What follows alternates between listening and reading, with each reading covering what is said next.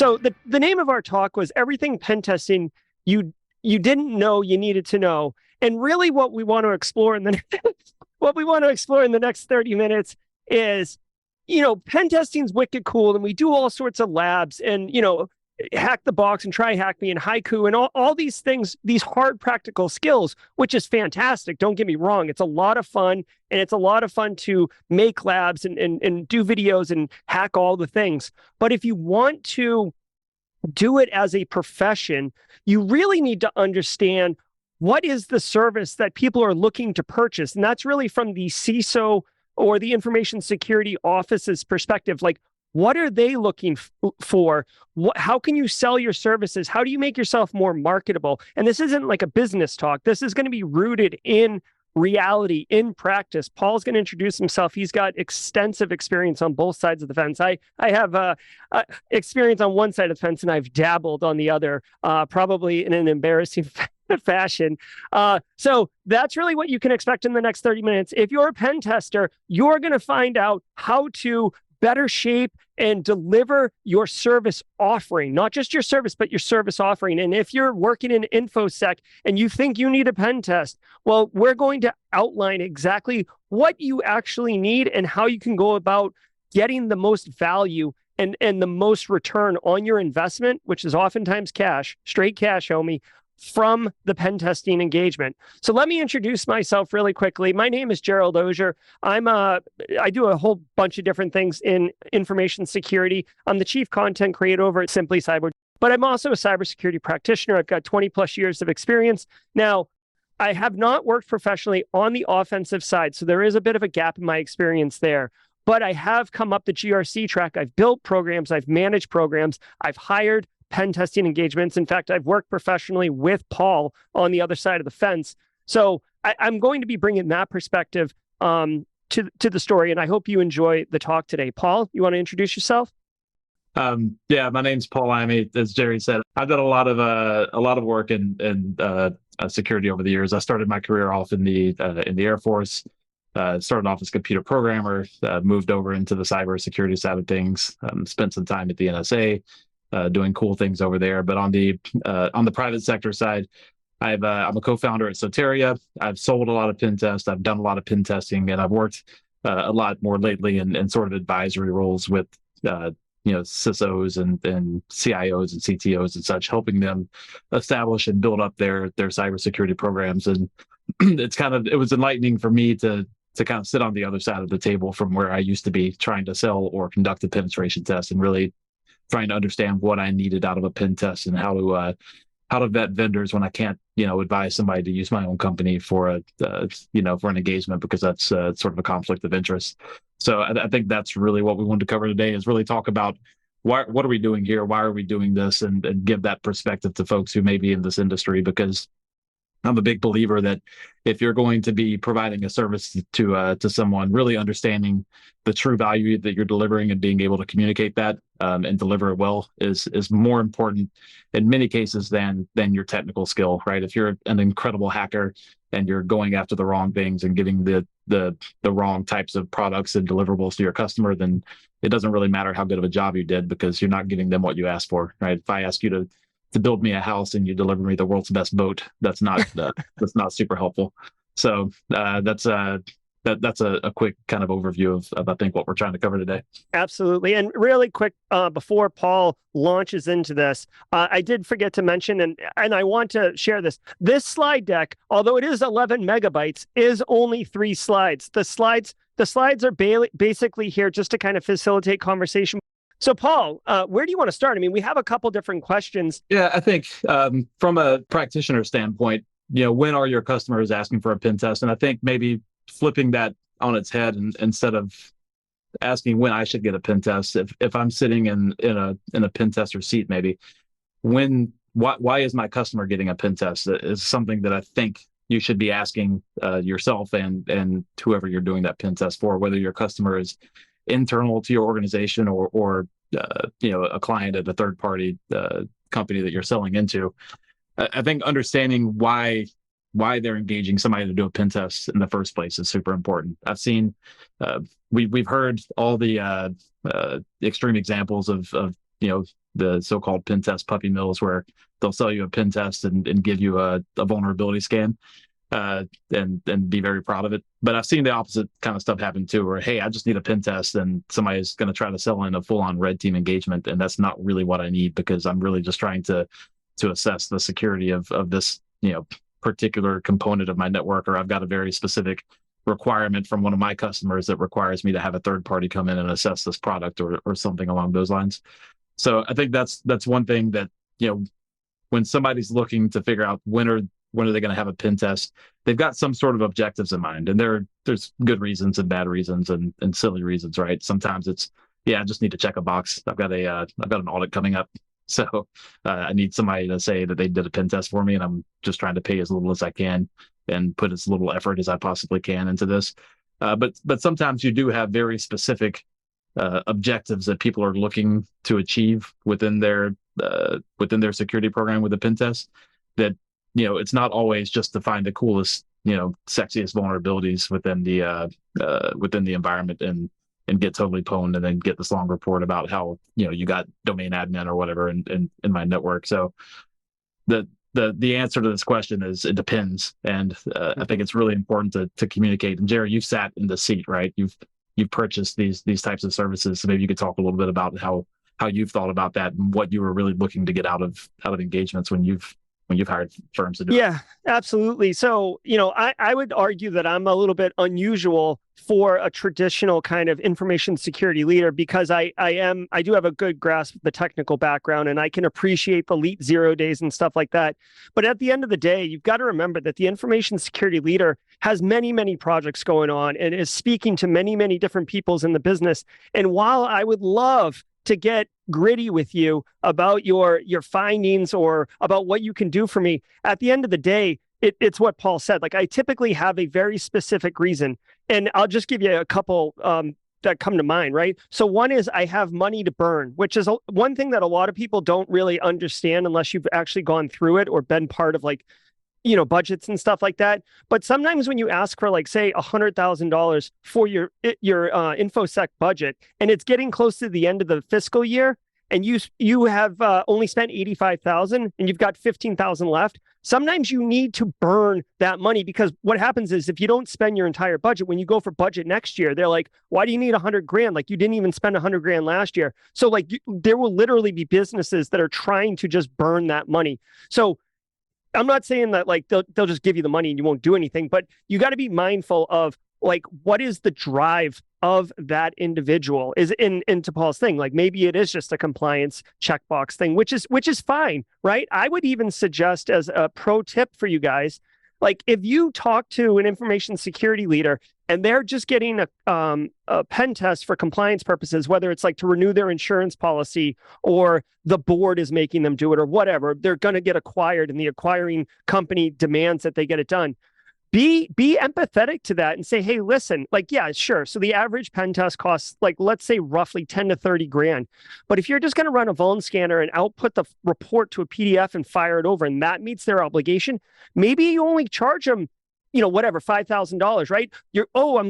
I'm leaving 5 or 10 grand on the table. No, think of it as you're investing in the relationship. You're helping that client actually achieve what their real goal is, instead of trying to do it like a transactional, make as much money as you can on that single transaction. You really want to kind of be empathetic to what their needs and drives are and serve them, because long term, it's actually going to benefit you a lot. And I know Paul has said this before. A lot of times, the way that you establish a relationship and get going with services, whether it's MDR, MSSP, pen testing, SOC 2 prep, whatever it is, it starts with a pen test. That's typically how you establish that rapport and that trust with your client. And they're like, oh, okay, this person, this group, this company, whatever, they did great work. I remember that. I don't want to spend energy and effort going and shopping for other ones. I've got a known quantity. I'm going to roll with them again until they prove to be a bad role. Yeah. I got another example of that too, Gerry, of sometimes you kind of downgrade what you're trying to do. I've had customers come to us before who, first meeting, never met these people before, yeah, we need a pen test. And always, I ask why. Why do you need a pen test? And because this compliance requirement says I need to have something like that, or my friends told me that I should have it, or I read it in a blog post or an article somewhere. This happens a lot, and as we're talking to them, we realize they've never done anything with security before. They're a small firm. They've got, outsourced IT, and they've never done any sort of security efforts whatsoever.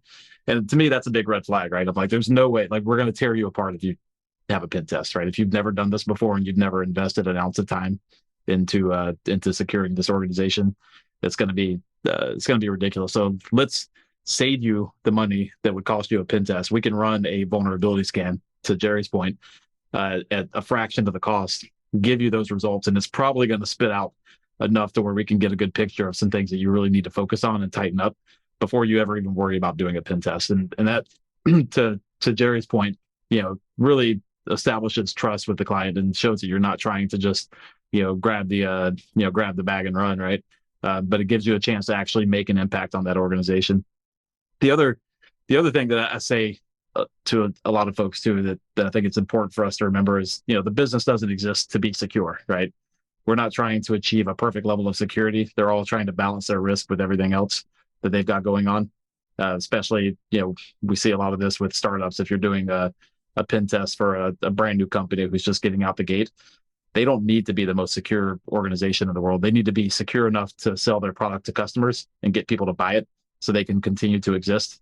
Because not selling their product is a way more of an existential threat than getting hacked by some whatever, like internet vigilante or ransomware crew or whatever it may be. So I think understanding and balancing those things is like super important to helping you empathize with your clients and give them what they're actually looking for out of it, instead of trying to sell the most in-depth red team engagement that you can possibly get to them every single time. Yeah, absolutely. Absolutely. So I'd love to pivot, Paul, to a different topic. And this is one that I want to bring up specifically because this was a misconception and an error that I had professionally. And you and I actually talked, you probably don't even remember this conversation, Paul. We probably had this conversation in 2014. So when you are looking to hire a pen testing firm, how do you select one, right? Like, you could just Google pen testing company, right? And we all know Black Hills, right? So do I have a oh God, I wish I had like a really like a good sounder for Black Hills, like, okay, like, we all know Black Hills can bring the pain, right? And I know personally Soteria can bring the pain. But like, if you're just a regular company and you don't know Black Hills or anything like that, and you just type into Google like pen testing company, you're going to get a mixed bag. You don't know what you're getting. So how do you qualify pen testers, right? It's not like a doctor or an engineer where you have to be professionally licensed and certified. Anybody like, I could just say, I'm a hacker, like, I'm Hacker Man now. Okay. And I hang a shingle and like, hire me. Right. So how do we do those things? And some people may make the misconception, like, just somebody, and say like, oh, you have to have OSCP. How many people, Paul, at your company have OSCP? Because that's going to determine how I qualify your staff, or perhaps PNPT nowadays, right? And that does not remotely equate to capability to deliver on pen testing services. So I'd like Paul, if you can, to talk for a few minutes, and I have some suggestions on how people can demonstrate their capability to make themselves more marketable. But what are your thoughts around not reputation, but qualifications that the business can use to indicate, okay, like, this pen testing firm is legit, or they can deliver the service that I actually need? Yep. It's a really good question. The same way I try to find an electrician for my house, right? I don't know anything about electronics engineering. I could not be an electrician, and I have no idea the right questions to ask. But really, it's the same kind of process. And maybe even a better example is like a landscape architect or something like that, if you want to do some landscaping. But so first and foremost, ask your community. You've got friends, maybe somebody who's used companies like this in the past. Somebody who's gotten a pen test before, and ask them who they used and how their experience was. And this goes back to, as you're doing this type of work in the industry, you have to make sure to keep every customer happy, because every customer is a potential referral. And you want to make sure that you ask for for folks to give you those referrals. But that's the first thing I would do, right? Is I would go ask my peers if I've never done done a pen test before. I'm going to go ask Gerry, like, hey, dude, you ever use anybody for pen testing? I Googled and I saw Black Hills, and it seems like they're legit, but I don't really know. Maybe they just are really good at making websites and SEO, right? What are their results? The other question thing that you do is you talk to them, right? Once you narrow that down, or you get some ideas around them, you can talk to them and just get a level of comfort. Is this a group of people that I want to work with? And I know that we've all heard, salespeople and cyber and other places, right, who just don't resonate well with us, right? That I don't want to necessarily give my money to or talk to in any way, shape, or form. So getting a feel from them there, asking for results, like give me a sample of, what does this report look like? And going back to what we were discussing earlier, like, is this output something that would be useful to me? Am I willing to pay, 10 to 30 to, $50 to $100,000 for this? And would it be valuable? Do I feel like I could use this to achieve what I'm trying to achieve here? And then asking for qualifications, I think, is perfectly legit. I'm not a big cert guy. I'm not somebody who puts all their eggs in that basket, but I think it is useful, and it's a good indicator that people have spent time and effort to hone their craft. And then also references, right? If you don't know anybody who could recommend a good firm to you, see if the firms that you're interviewing for this job, do they have references that they can put into you that's a CISO at an industry similar to yours that would be willing to vouch and actually make those calls, right? I know a lot of people who will ask for references and then they'll just push them to the side. They just wanted to see if somebody was willing to give them to them. But pick up the phone and ask how the experience was, what went well, what went poorly. Would they be willing to share the results of that the pen test? You can sort of compare that sample report you got with what they actually deliver, and evaluate it there. That's really how I go about it, because I don't shop for pen tests, obviously, but I have gone out and had to find services for like software engineering assistants and things like that are not my forte, and that's how I've approached it. Yeah, and it's a little hackneyed at this point, but the information security industry, while I know it looks big, especially if you're new to the industry, but like it's actually not that big. It's really a small community, and people talk. And I know for a fact that executives, CISOs, people who've been in the industry a while, they have group chats, they have Slack channels, they have Discord servers, they have people talk to each other. And I've said this before when like you're going to try to get a job, for yourself as an individual, but it's the same thing when you're trying to get a pen testing, hire a pen testing gig. It's the same thing, right? Like as an individual, I've got 95 things to do today. And if I have to spend 8 hours trying to like vet pen testers or pen testing firms and everything, or I can just spend 10 minutes and ask Paul, like, have you had any good experiences with anyone? Or ask a group chat, has anyone had good experience? Oh yeah, like we had Black Hills last month. They were quick, speedy. They delivered on expectations, reasonably placed. Done. Like I'm not interested in like nickel and diamond and doing like analysis paralysis. You know what I need? I need a pen test, and I need it now. It's like JG Wentworth, right? It's my pen test and I need it now. So like it's so valuable to be consistent with your professionalism, be consistent with your outputs. Again, plant the seeds, right? Maybe you do like this thing earlier we talked about with like $5,000 and they just needed a compliance phone scan or whatever. And let's say that doesn't blossom into a follow-up engagement like we said it might. Well, it's still left a pretty good taste, like an Altoids mint, in that person's mouth. So when they're talking to their colleagues or friends at a conference, on a Discord chat, whatever, they're going to bring that information. They're going to be effectively selling you if someone asks. And that level of trust and social proof is immeasurable. Now, one final thing that I want to share with you, because this is my jam, is like, let's say you're a one-person shop. You're going to start your own pen testing gig, or you got a couple of you and you're going to do something. I would definitely encourage you to build a brand, build a presence. And it's not just SEO and cool marketing copy and look at all the stuff we do and buying Facebook ads or whatever people do with that. Like, get a blog, like do some pen testing, show what you've done. But don't do it as like an individual thing. Like do it as like, here's what Simply Cyber pen testing services. This is what we do. Boom. Here, we can do web apps. Boom. We can do mobile apps. And if you don't do mobile apps, don't feature mobile apps on it, right? Build a presence. That way, if someone says, oh, hey, we had a good experience with Simply Cyber pen testing, the first thing that person's going to do is Google you. And if the first thing that comes up is pretty good stuff on you, you have finished the sale before you've even spoken to them. So there's a lot of value in that as well. So I definitely want to highlight that. Now, really quick, there was a question in chat. There was a question about OSCP versus PNPT, and I see some people talking EJPT v2 and stuff like that. So I had laid out the claim that I thought that PNPT was better than OSCP for getting a job, and I'll explain why. I do not hold either of these certifications, so please take the kosher salt, like the really large grains of salt, and dump that on this. But check this out. OSCP, great cert. It's been considered the golden ticket in our industry for years and years and years until Heath came out with PNPT recently. OSCP is great.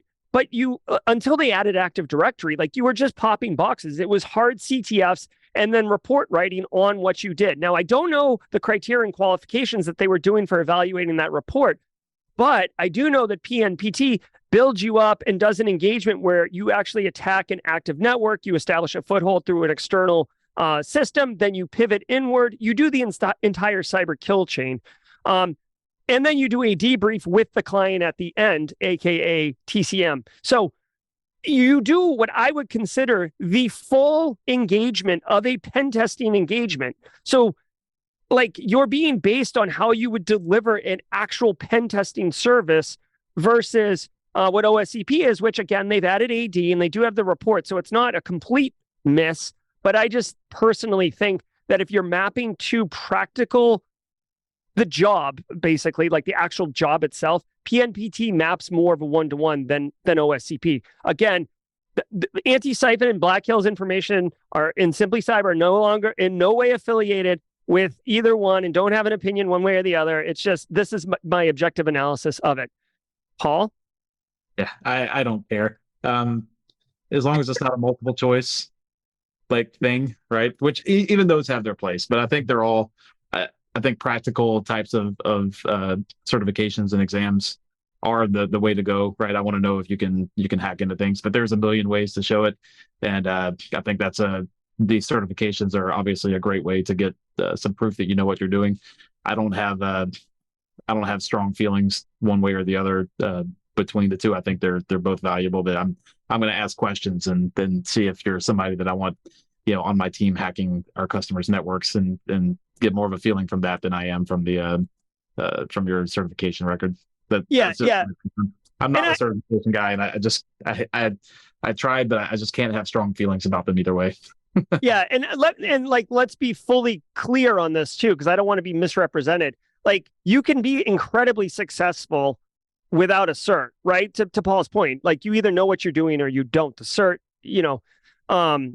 okay, so, but the question was OSCP versus PNPT, which is why I was responding to it. So we're running low on time, but what I think would be really valuable in a way to kind of wrap this thing up is delivering results, like the output of the engagement, Paul. So what should people be thinking about when delivering the output of an engagement and how to most make it valuable to the CISO? Yep. So the one thing I'll say is it goes back to why are they having the pen test? And you're not going to do custom like reports for everybody, right? You're not going to, it just doesn't scale, and it's not a great tactic for business. But I think understanding what they need out of it is really the biggest thing. And I'll give you an example. We have a lot of customers in the financials industry, very highly regulated. And really what they need is a pen test report that says that their network is in good shape. Now, that does not mean that we're going to go in and write a report saying that your network's in good shape, no matter what we find, right? We're not going to be dishonest or lie. But we structure those engagements a bit differently, where we say, hey, we're going to come in and pen test you. We're probably going to find a bunch of stuff, but we're going to put together a plan where we're going to do the initial pen test, we're going to report on it, and we're going to offer retesting until you come back with better results. So we're going to help you navigate the process of remediating these vulnerabilities, mitigating the risk, and locking these things down. That way we can go back and give you a report that says you have a clean bill of health, And it's not going to say that we've never found anything, but it's going to say, as of this date, clean bill of health, no critical high findings or whatever it may be. So that's an example of like the report is the thing that lives on after you leave the engagement, but it's how you handle that and make sure that they're getting what they need out of it in a way that's obviously ethical and honest is really important. So that's how we always structure them. What do you need? What do you need this to look like when you're done? Do you care what the results say and you just need a report for the reality right now? Or do you need it to be clean, and do you need us to work with you to get to that point? Or do you need somebody to just say that everything's good, in which case, not for us, then good luck.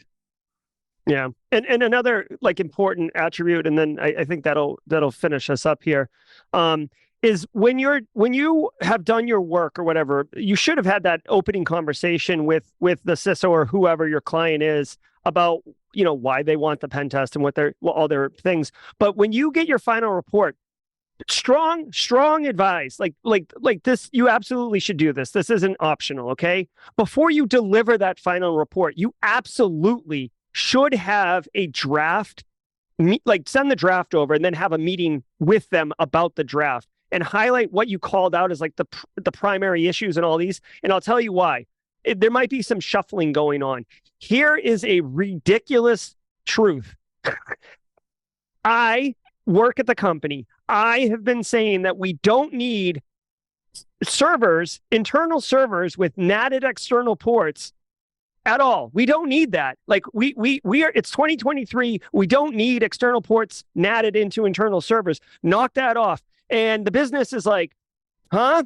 What? I'm sorry, what? What were you saying? So like, I'm losing my mind. Okay. Then a pen tester comes in and I say, listen, like you're going to find these things. You're going to find other stuff too, but I want you to really highlight this thing. And then the pen tester says, okay, pen tester finds it. Okay. Top of the report, blinking red lights. You hand the report up and you debrief the board or the executives or whatever. When you tell them that there are these nasty servers that the pen testers found and what they could do with them, how they could just put them on like a suit and walk around in them, you are going to be stunned and pretty much wicked angry that the management and the business are going to be like, oh my God, we absolutely need to do something about this right now. So if you can echo the voice of the CISO, you're going to get repeat business and you're also going to make a very happy client. Thank you. Thanks for watching. Achieve your next level of skills with training courses at antisyphontraining.com.